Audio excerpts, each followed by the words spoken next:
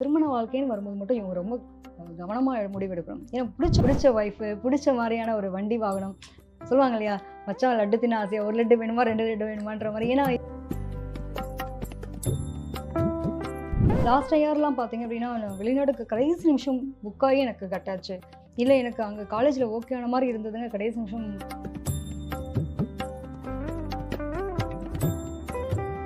எக்ஸ்ட்ரீமான பணவிரயம், எக்ஸ்ட்ரீமான ஒரு மனக்கவலை எல்லாத்தையும் அனுபவிச்சவங்க அப்படின்னும்போது, இப்போ அப்பா ஓவர் எக்ஸ்பெக்டேஷன் வைக்கக்கூடிய நபர்கள் யாருன்னு பார்த்தீங்கன்னா மீன ராசிக்காரங்க. ஸோ அந்த எக்ஸ்பெக்டேஷனை குறைச்சிட்டாங்கன்னா ரொம்ப நல்லாயிருக்கும். தேவையில்லாத அவப்பெயர்களை சந்திக்கிறவங்களும் இவங்க தான். ஸோ அந்த விஷயத்தில் ரொம்ப கவனமாக இருக்கணும்.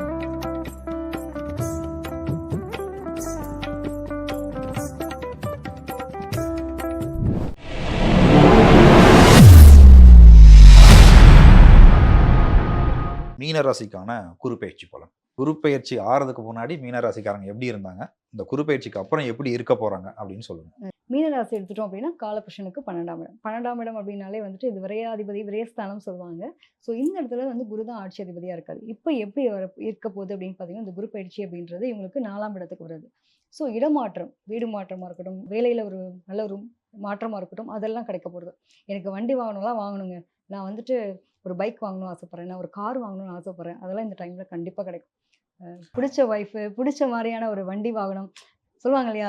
மச்சான் லட்டு தின்ன ஆசையா 1 லட்டு வேணுமா? 2 லட்டு வேணுமான்ற மாரி. ஏன்னா இவ்வளோ நாள் ராகு வச்சு செஞ்சுட்டு போனாரு. ஸோ நெறைய படாத பாடுபட்டாங்க. எல்லாமே அனுபவங்களா இருந்தது.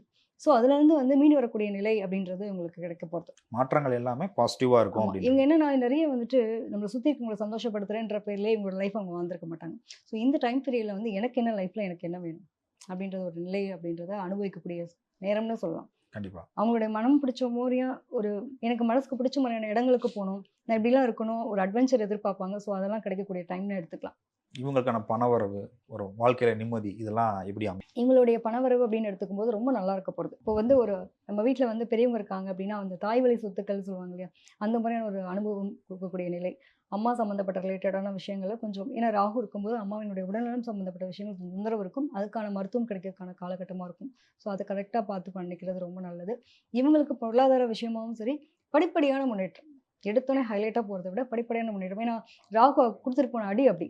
ஸோ இப்ப கண்டிப்பா. என்ன பண்ணும் அப்படின்னா, எந்த இடத்துல யார் நல்லவங்க, கெட்டவங்க பிரிச்சு பார்க்கக்கூடிய சூழ்நிலைகள் இருக்கும். ஸோ இந்த பணம் வந்தாலும் இவ்வளோ நாள் விரையாம பண்ணிட்டு இருந்தேன். ஒரு பொறுப்பு இல்லாம சுத்திட்டு இருந்தான்ப்பா ஊருக்குள்ள அந்த பையன் அப்படின்னு சொல்லுவாங்கல்ல.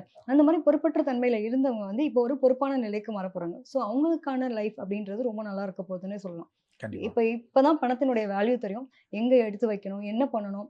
இப்போ ஒரு ஒரு நிலைக்கு அப்கிரேட் பண்றாங்க அப்படின்னா, அவங்களுடைய முதலீடுகளையும் சரி, எல்லாமே ஒரு ஒரு உயர்வா இருக்க போகுதுன்னே சொல்லலாம். கண்டிப்பா, நிச்சயமா. இப்ப இந்த மீனராசியில பிறந்த மாணவர்களுக்கான வாய்ப்புகள்லாம் எப்படி அமையப்போகுது? நிச்சயமாங்க. இப்ப பார்த்தீங்க அப்டின்னா, இன்ன வரைக்கும் வந்துட்டு ஒரு போராட்டம் இருந்தது. லாஸ்ட் இயர்லாம் பார்த்தீங்க அப்டின்னா, நான் வெளிநாடுக்கு கடைசி நிமிஷம் புக் ஆகி எனக்கு கட் ஆச்சு. இல்ல எனக்கு அங்க காலேஜ்ல ஓகே ஆன மாரி இருந்ததுங்க. கடைசி நிமிஷம் தவறுதலா போச்சு. எதுவுமே எனக்கு வந்து கிடைக்கவே இல்ல. நான் நல்ல ஒரு பொசிஷன்ல இருக்கக்கூடிய ஒரு ஆளு. நல்லா படிச்சிருக்கேன். நல்ல ஸ்கோர் இருக்கு. எல்லாமே இருக்கு. பேப்பர், டாக்குமெண்ட் எல்லாமே கரெக்ட்டா இருந்து எனக்கான வாய்ப்பு கிடைக்கலன்றவங்களுக்குலாம் இந்த டைம் வாய்ப்பு கிடைக்க போகுது. கண்டிப்பா. ஸோ இவங்கலாம் கண்டிப்பா ஃப்ளைட் ஏறதுக்கு ரெடி ஆயிக்கலாம். யாரெல்லாம் வந்து பாஸ்போர்ட் வேணும் அப்படின்னு ஆசைப்பட்டுட்டு இருக்கோம். நான் ஏறியே போணும், ஃப்ளைட் ஏறணும் அப்படின்னு நினைக்கிறவங்களுக்குலாம் இந்த டைம் சூப்பரா இருக்க போறது. அதே மாரி மீனராசியில பிறந்த பெண்களுக்கு இந்த குருப்பெயர்ச்சி என்னலாம் குடுக்க போகுது? ராகு வந்தப்போ ரொம்ப வந்துட்டு குடும்பத்துல நெறைய சண்டை சச்சரவுகள், அவமானம், அசிங்கம். என்னடா இது குடும்பம் எனக்குன்னு ஏன் இப்படி இருக்கு? நான் ஏன் இந்த வாழ்க்கை வாழ்றேன்ற அளவுக்கு மனம் நொந்து போனவங்க யாருன்னு பார்த்தீங்கன்னா, பெண்கள் தான். மீனராசி பெண்களுக்கு ரொம்ப கஷ்டமான ஒரு சூழ்நிலை அனுபவிச்சாங்க. எக்ஸ்ட்ரீமான பணவிரயம், எக்ஸ்ட்ரீமான ஒரு மனக்கவலை எல்லாத்தையும் அனுபவிச்சவங்க அப்படின்னும்போது, இப்போ அப்பா நான் இப்பதான் கொஞ்சம் மூச்சு விடுறேன். எனக்கு எல்லாமே ஓரளவுக்கு ஃபேவரபுளா வருது. அ இப்போ ஒரு வீடு கூட அடிக்கடி மாத்திக்கிட்டே இருக்கக்கூடிய சூழ்நிலைகள் அமைஞ்சது. இப்ப எனக்கு ஒரு நல்ல கம்ஃபோர்ட்டான வீடு இருக்கு. அக்கம் பக்கத்து கூட இருக்கவங்க கூடயும் பிரச்சனை, சொந்தக்காரங்களோடையும் பிரச்சனை. இதெல்லாம் மாறி இப்ப நான் நல்லா இருக்கேன். அப்படின்ற நிலையை அனுபவிக்கக்கூடிய நபர்களாவும் இப்ப இருக்காங்க. கண்டிப்பா. மீனராசியில பிறந்த கலைஞர்கள், கலைத்துறை சார்ந்தவங்களுக்கு இந்த குருப்பெயர்ச்சி என்ன மாரியான வாய்ப்புகள்லாம் குடுக்க போகுது? இப்போ ஒருத்தவங்க கூட நம்ம போறோம் அப்படின்னா, நம்ம ஃப்ரெண்டா நம்ம 2 பேர் போறாங்க. 2 பேரும் ஒரே ஃபீல்ட்ல இருக்காங்க அப்படின்னப்போ, இவங்களுக்கான வாய்ப்பு இவங்க புடுங்கிக்கிட்டாங்கன்ற மாரியான ஒரு சூழ்நிலை தள்ளப்பட்டிருப்பாங்க. என்னடா இது நம்ம கூட வந்த நட்பு தான். ஆனா நமக்கு வந்து ஒரு ஃபேவரபிளா இல்லாம இருந்தாங்களே! ஏன் இவ்ளோ தூரம் நமக்கு துரோகம் நெனச்சாங்க அப்படின்ற மாரி ஃபீல் பண்ணக்கூடிய நபர்களா இருந்தாங்க. இவங்களுக்கான அங்கீகாரத்த இந்த டைம்ல எடுத்துருவாங்க. என்னன்னா நெறைய அனுபவம். லாஸ்ட் இயர் இனிமே என் லைஃப்ல யாருக்கும் நான் உதவி செய்ய மாட்டேங்க. ம். எனக்கான வாய்ப்ப வந்து அவங்க தட்டி பறிச்சுட்டு போயிட்டாங்கன்னு சொல்லக்கூடிய ஒரு மனநிலையில இருந்தாங்க. ஸோ இப்ப வந்து நான் யாரு? யாருக்காக இருக்கணும்? நான் எனக்காக என்ன பண்ணணும்? அப்படின்ற ஒரு கிளாரிட்டி கிடைக்க போது.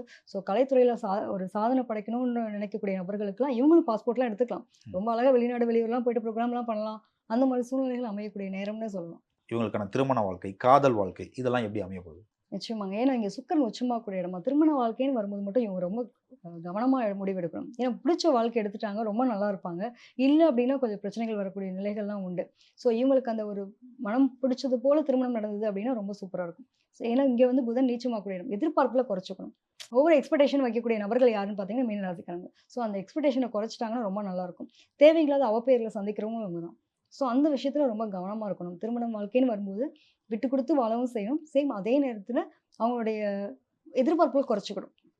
அந்த மாரி இருந்தாங்கன்னா ரொம்ப நல்லாருக்கும். இவங்களுக்கான பரிகாரம், மீனராசிக்காரங்களுக்கான பரிகாரம், இவங்க வழிபட வேண்டிய தெய்வம் நீங்க சொல்வீங்கன்னா எத சொல்வீங்க? அம்பாள் வழிபாடு ரொம்ப சிறப்பு. பொதுவா வந்துட்டு எல்லாருமே இந்த வட்டம் ராகுக்கு அங்க இடம் மாறி போகும்போது உங்களுக்கு காலபைரவர் வழிபாடா இருக்கட்டும், பழங்காலத்து சிவன் கோயில்களுக்கு போயிட்டு வர்றது ரொம்ப சிறப்பு. ஒரு கண்டிப்பா. நல்ல மாற்றத்த, முன்னேற்றத்த தரக்கூடிய நிலை அப்படின்றது இருக்கு. மீனராசிக்கு ஒரு பஞ்ச் லைன் நீங்க சொல்லுவீங்கன்னா என்ன சொல்லுவீங்க? பொதுவா வந்துட்டு மீனராசிய பொறுத்தவரைக்கும் ரொம்ப நல்லா இருக்க போது நெறைய அனுபவங்கள கடந்து வந்திருப்பாங்கன்னு சொல்றோம் இல்லையா?